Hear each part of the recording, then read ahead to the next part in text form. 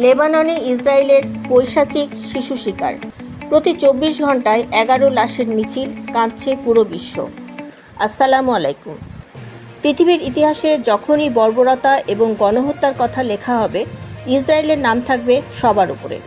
বিশ্ববাসী যখন ভাবছিল এক তথাকথিত যুদ্ধবিরতির মাধ্যমে হয়তো মধ্যপ্রাচ্যের আকাশ শান্ত হতে চলেছে, ঠিক তখনই জাতিসংঘের শিশু বিষয়ক সংস্থা ইউনিসেফ আজ জেনেভা থেকে এক বুক কাঁপানো, চোখ ফেটে জল আসার মতো রিপোর্ট প্রকাশ করেছে। আন্তর্জাতিক সংবাদ সংস্থা রয়টার্স জানাচ্ছে, গত এক সপ্তাহ ধরে লেবাননের ওপর ইসরায়েলি সামরিক বাহিনী যে পৈশাচিক বিমান হামলা বাড়িয়েছে, তার জেরে প্রতি ২৪ ঘন্টায় গড়ে ১১টি কোমলমতি শিশু হয় মৃত্যুর কোলে ঢলে পড়েছে, না হয় চিরতরে পঙ্গু হয়ে হাসপাতালের বিছানায় কাতরাচ্ছে।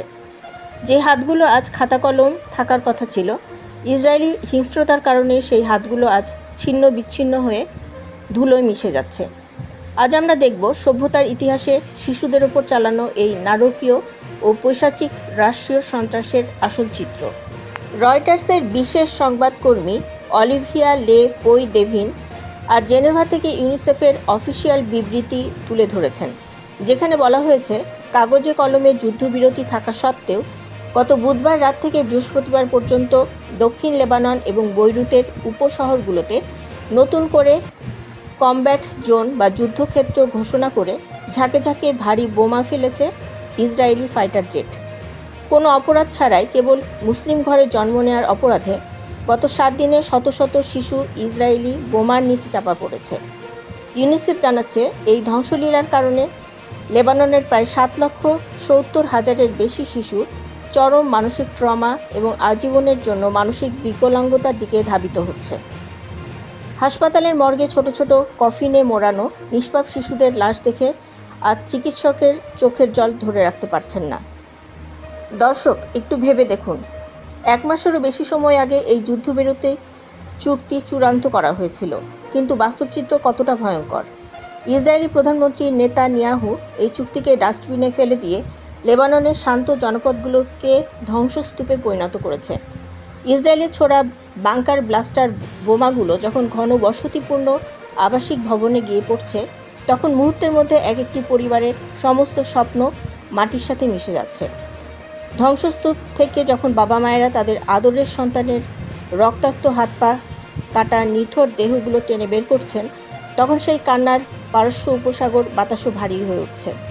অথচ এই পৈশাচিকতার বিরুদ্ধে পশ্চিমা বিশ্ব আজ অন্ধ ও বধির সেজে বসে আছে।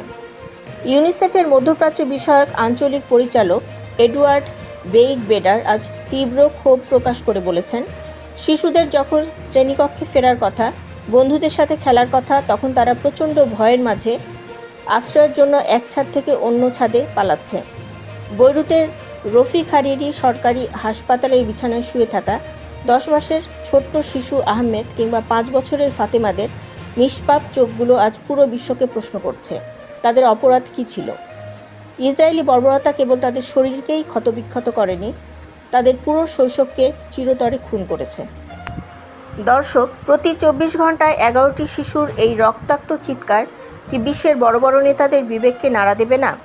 মানবাধিকারের বুলি আওড়ানো জাতিসংঘ আর পরাশক্তিগুলো কেন এই পৈশাচিক ইসরায়েলি আগ্রাসনের সামনে ঠুটো জগন্নাথ হয়ে বসে আছে? আপনার বুকে যদি বিন্দুমাত্র মনুষ্যত্ব থাকে, তবে এই নিষ্পাপ শিশুদের খুনিদের বিরুদ্ধে কমেন্টে আপনার তীব্র ঘৃণা ও ক্ষোভ প্রকাশ করুন। লেবাননের এই ছোট্ট শিশুদের কান্নার আওয়াজ বিশ্ববাসীর কান পর্যন্ত পৌঁছে দিতে এবং ইসরায়েলের এই পাশবিক মুখোশ টেনে খুলতে ভিডিওটি এখনই প্রতিটি প্ল্যাটফর্মে শেয়ার করুন। মানবতার পক্ষে প্রতিটি সত্য খবরের আপডেট পেতে আমাদের সাথেই থাকুন। ধন্যবাদ।